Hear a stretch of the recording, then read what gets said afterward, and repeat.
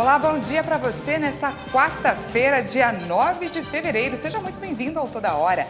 Nessa edição vamos falar sobre a procura pelo rotativo do cartão de crédito, que em 2021 bateu recorde. O Brasil tem a maior média móvel de mortes por Covid em 5 meses. E em Hong Kong, o anúncio de medidas mais restritivas para tentar conter uma nova onda de coronavírus levou pânico e fez com que as prateleiras dos supermercados ficassem vazias. A procura pelo rotativo do cartão de crédito, que é quando a pessoa não consegue pagar o valor total da fatura na data do vencimento, bateu recorde em 2021. De acordo com o Banco Central, as concessões de empréstimos por meio dessa linha de crédito, que tem a maior taxa de juros do mercado, foi a mais alta dos últimos 10 anos. Elas somaram 224 bilhões e 700 milhões de reais. Isso representa um crescimento de 23% na comparação com o ano anterior. E depois de uma obra de 13 anos, finalmente o Rio Grande do Norte vai receber água do Rio São Francisco. O presidente Jair Bolsonaro viajou ontem para o Nordeste para inaugurar e dar andamento à transposição do Velho Chico.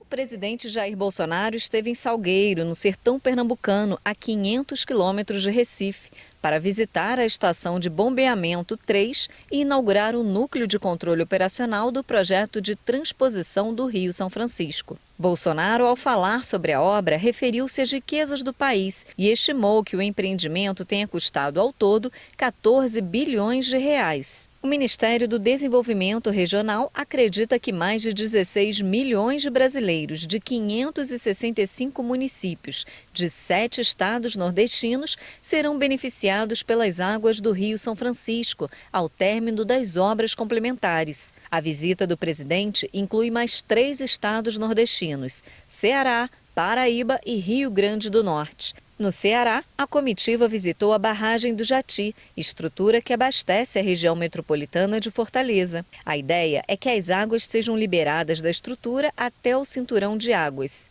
O mecanismo que garante o abastecimento da barragem não é acionado desde maio do ano passado. O compromisso nessa quarta-feira no Rio Grande do Norte é uma visita às obras da barragem de Oiticica. A estrutura da barragem está em fase final de construção e vai garantir o abastecimento de 330 mil pessoas em 8 cidades potiguares. A expectativa do governo federal é que, após anos de atraso na conclusão dos trechos, as águas da transposição cheguem pela primeira vez ao Rio Grande do Norte. O ministro do Desenvolvimento Regional, Rogério Marinho, publicou hoje em suas redes sociais o momento em que ele e o presidente Bolsonaro visitaram as estruturas da barragem em Jati, no Ceará. Ele disse que é pela barragem de Jati que as águas de transposição do Rio São Francisco chegam ao Ceará. Aqui foi onde as águas do São Francisco chegaram ao Ceará, resgatando uma dívida histórica de mais de 170 anos, graças ao nosso governo. Água do São Francisco do Ceará. Água do São Francisco do Ceará, redenção e emancipação do povo nordestino. Isso não tem preço para esse povo aqui que há muito tempo sofre com falta d'água, sofre com carro-pipa e com toda a sorte de intempéries, né? Graças a Deus, nosso bom Deus, ao nosso ministro Marinho, uma realidade aqui para o Ceará, para todo o nosso Nordeste. Obrigado, Marinho. Os eixos norte e leste do projeto de integração do Rio São Francisco estão prestes a serem concluídos e nesta quarta-feira as águas do Velho Chico chegarão ao Rio Grande do Norte, o último estado da transposição. E a partir de agora, a avaliação social de pessoas com deficiência, realizada pelo INSS, poderá ser feita de forma remota em todo o país por meio de videoconferência. A medida foi publicada no Diário Oficial desta terça-feira. O objetivo é desburocratizar o procedimento de avaliação social exigido para a concessão do benefício assistencial de prestação continuada à pessoa com deficiência. O serviço será disponibilizado nos canais Semotos, Meu INSS e Central de Atendimento 135, para permitir ao cidadão escolher a forma do atendimento, presencial ou remota. A avaliação social remota será feita nas dependências do INSS ou de entidades parceiras. O cidadão deve comparecer ao endereço indicado no dia e hora do seu agendamento para o atendimento. Os agendamentos indevidos que não tenham relação com o benefício assistencial da pessoa com deficiência e que não tenham número de protocolo válido poderão ser cancelados previamente pelas unidades. A portaria diz que cabe às superintendências regionais a escolha das unidades que farão o atendimento remoto para avaliação social da pessoa com deficiência, de acordo com a capacidade de cada unidade. Documentos e formulários necessários ao processo deverão ser digitalizados e enviados ao INSS via e-mail.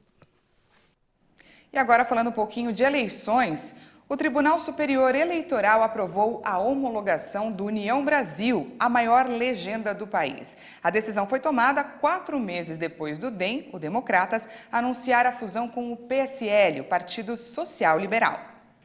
O relator do processo no TSE foi o ministro Edson Fachin. O União Brasil nasceu milionário, com quase R$1 bilhão de dinheiro público. É a soma dos recursos dados a cada partido em um ano eleitoral.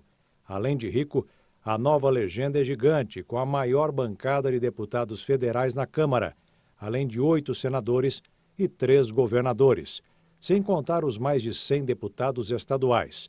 Apesar de nascer bilionário, a previsão é que a União Brasil passe por um esvaziamento de seus quadros, por causa das naturais divergências entre as lideranças políticas.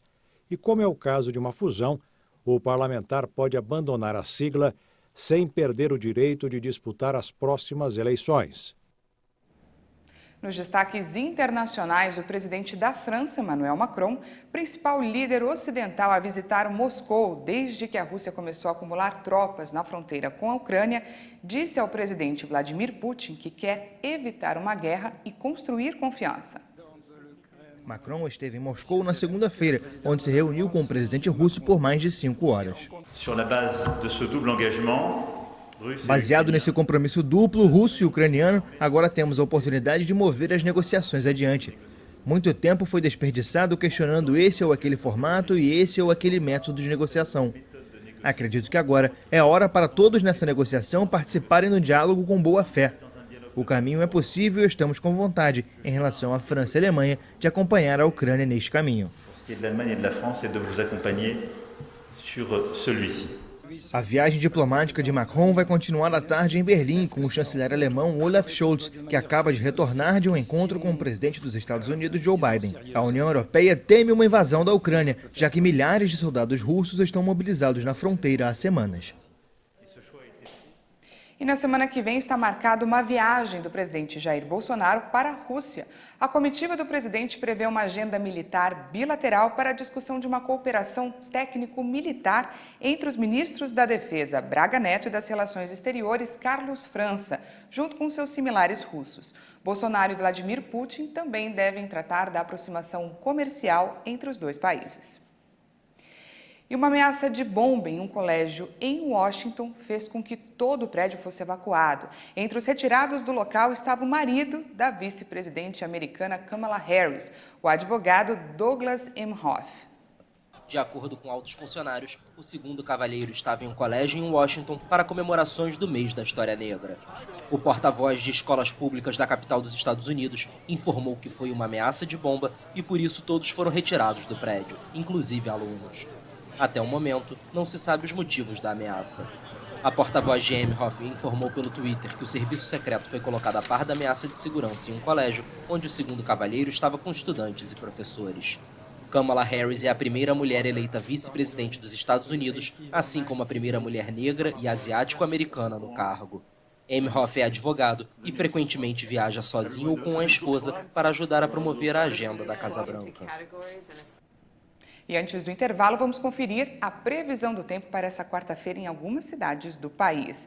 A cidade de Caruaru, em Pernambuco, deve enfrentar um calorão hoje. Os termômetros podem registrar até 35 graus de máxima. Já em Itapetininga, em São Paulo, a máxima prevista é de 28 graus e o tempo deve ficar firme durante todo o dia. Em Rio Grande do Sul, o tempo deve ficar encoberto agora pela manhã, mas ao longo do dia o sol predomina e a temperatura deve alcançar os 28 graus.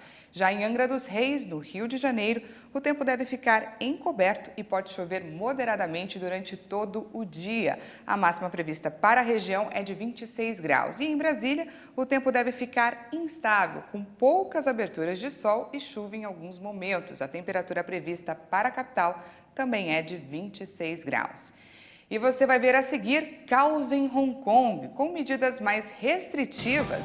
Moradores têm lotado supermercados temendo uma escassez de alimentos. Nós voltamos já.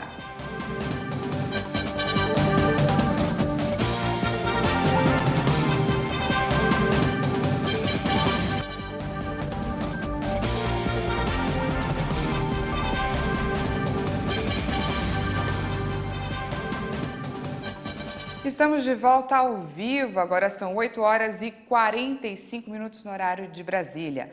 A Agência Nacional de Vigilância Sanitária rejeitou 3 dos 51 pedidos de autotestes no Brasil. A Anvisa aprovou a venda dos exames, mas cada empresa só entrará no mercado se conseguir o registro para comercializar o produto. A agência informou que do total pedido até agora, mais 4 estão em análise pela equipe técnica. O Brasil já aplicou mais de 371.842 doses de vacinas contra a Covid. Vamos, é claro, ao nosso vacinômetro. Segundo o Ministério da Saúde e as secretarias estaduais de saúde, mais de 167.844.000 pessoas tomaram a primeira dose. Isso representa 78,68% da população, enquanto 151.169.000 brasileiros tomaram a segunda dose, o que equivale a 70,87% da população. E a dose de reforço já foi aplicada em 52.828.000 pessoas, o que dá 24,77% dos brasileiros. 19% das crianças do país já tomaram a primeira dose da vacina contra a Covid. E a Pfizer dobrou seu lucro líquido em 2021, chegando a 22 bilhões de dólares. O grupo farmacêutico fornece vacinas anti-Covid para diversos países no mundo e desenvolveu também uma pílula para tratar a doença. O crescimento ocorre graças à venda de sua vacina anti-Covid por um valor de 36 bilhões de dólares. Para este ano, a Pfizer prevê uma venda da vacina contra a Covid desenvolvida com a BioNTech por 32 bilhões de dólares. Assim como 22 bilhões de dólares por conceito da pílula antiviral destinada a tratar essa doença.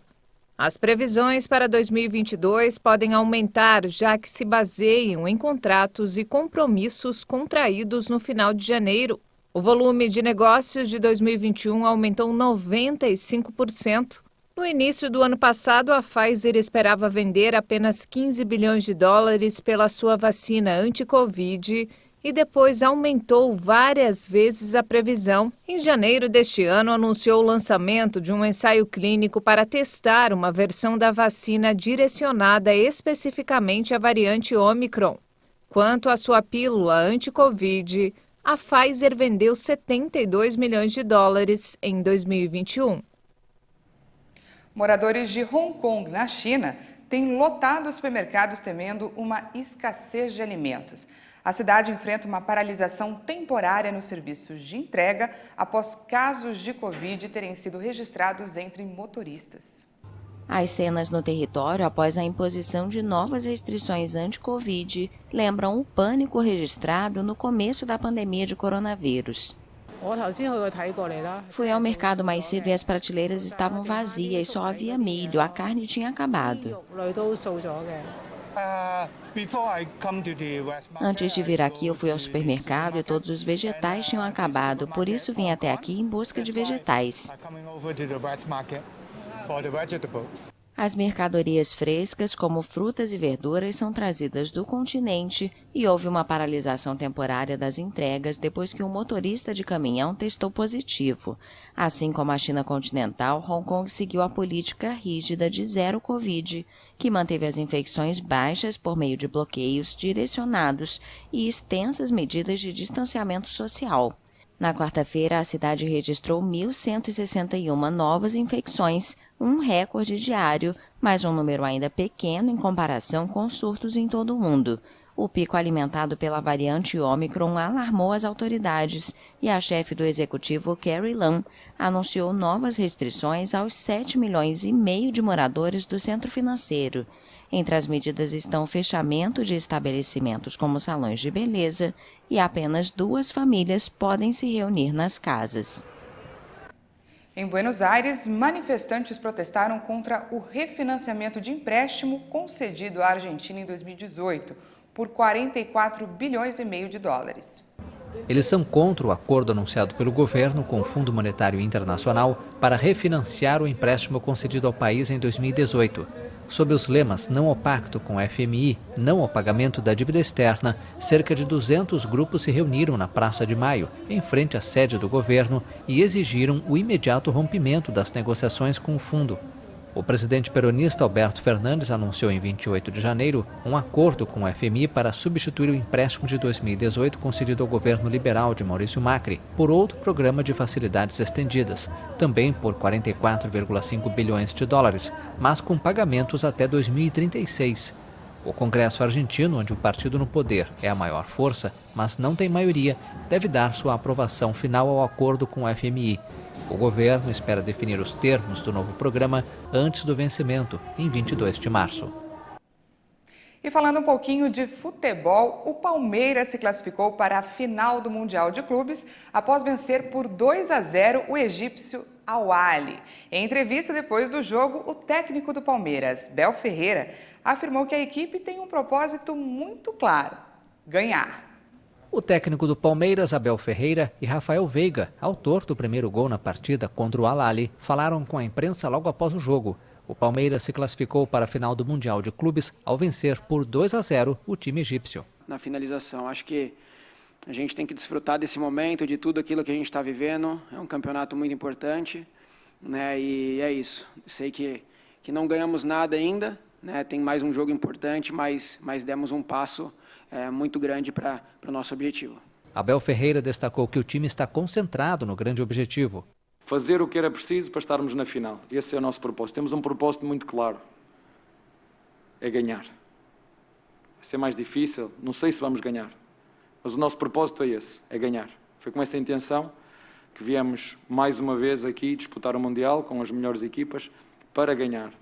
O adversário é o que tiver que ser. O clube paulista vai enfrentar o vencedor da partida entre o inglês Chelsea e o saudita Al Hilal, que vão jogar nesta quarta-feira. E olha só, 2 Bíblias foram encontradas intactas depois de um incêndio que destruiu 21 casas em São Vicente, no litoral de São Paulo. Para alguns moradores, a descoberta teria sido um sinal de Deus. A palavra de Deus continua intacta. A palavra ficou intacta por meio de 2 Bíblias encontradas após o incêndio que consumiu parte da comunidade Dique das Cachetas, em São Vicente, no litoral paulista, no último dia 31. Um dos livros foi encontrado pela dona Francileia, que morava com os filhos em uma das casas destruídas pelo fogo. Podia ter queimado meu filho, que a Bíblia estava debaixo, dentro da gaveta da cama dos meus filhos. A cama foi destruída, torrada, e a palavra de Deus está viva aqui, ó. E essa palavra explica o livramento daqueles que creem nela, como mostra o pastor Felipe Ventura, da Igreja Internacional da Graça de Deus, com base em um versículo do livro de Daniel. Eis que o nosso Deus, a quem nós servimos, é o que pode nos livrar, e ele nos livrará do forno, do fogo ardente e da tua mão, ó rei. Então Sadraque, Mesaque e Abednego, ele tinha certeza que o fogo não tinha poder sobre eles. E assim Deus ele pode fazer sim, proteger uma vida do fogo, como proteger também a sua palavra. E foi o que aconteceu com os moradores da comunidade Dique das Cachetas. Testemunhas contam que as chamas começaram após a briga de um casal de moradores. O homem que fugiu teria ateado fogo a essa casa de forma proposital. 7 viaturas do Corpo de Bombeiros foram deslocadas a essa comunidade para conter as chamas. Ninguém ficou ferido, nem pelo fogo, nem pela fumaça. Para muitos, foi mesmo uma proteção divina, que fica clara também pelas Bíblias intactas encontradas em meio aos escombros. O que eu tenho a dizer sobre a Bíblia é que a palavra de Deus nunca morre. Além da Bíblia da dona Francileia, outro exemplar foi achado por um voluntário da Associação de Moradores da Comunidade. E eu creio que o Senhor Deus ele permitiu que essa palavra não fosse queimada, que as escrituras, mas não sim as folhas de papéis da Bíblia, não isso, mas a palavra dele que permanece. Está escrito: passará o céu e a terra, mas a palavra não há de passar, para aquelas pessoas realmente olharem para as escrituras, olharem para a palavra de Deus, pois ela que testifica do Senhor Jesus. Sem a palavra não temos o conhecimento de Deus. Então que essas pessoas venham ver isso como um agir, sim, do Senhor Deus, mostrando que Ele é todo poderoso e o que Ele quer guardar, Ele guarda do fogo e de qualquer outra coisa, em nome de Jesus. A presidente da Associação Meninos do Caxetas, Mônica Lima, informou que a entidade não tem medido esforços para ajudar a comunidade a se reconstruir, mas muita ajuda será necessária para isso, como conta esse morador que perdeu tudo. Bloco, cimento, areia, pedra, ferro e telhas, que seja a doação, que o coração de vocês seja tocado e vocês tenham condições de estar nos doando nesse momento. Itens de primeira necessidade, como alimentos, roupas e produtos de higiene e limpeza, foram levados aos moradores da comunidade pelo Fundo Social de Solidariedade de São Vicente no dia do incêndio. Mas é claro que toda a colaboração é muito bem-vinda. E se você tem alguma doação, se você pode ajudar de alguma forma, entre em contato conosco, que nós podemos retirar e também, caso você possa, pode trazer diretamente aqui na nossa sede, na Rua Benedito Calixto 205. Para mais informações sobre como ajudar, ligue para DDD 13, número 3467 9118.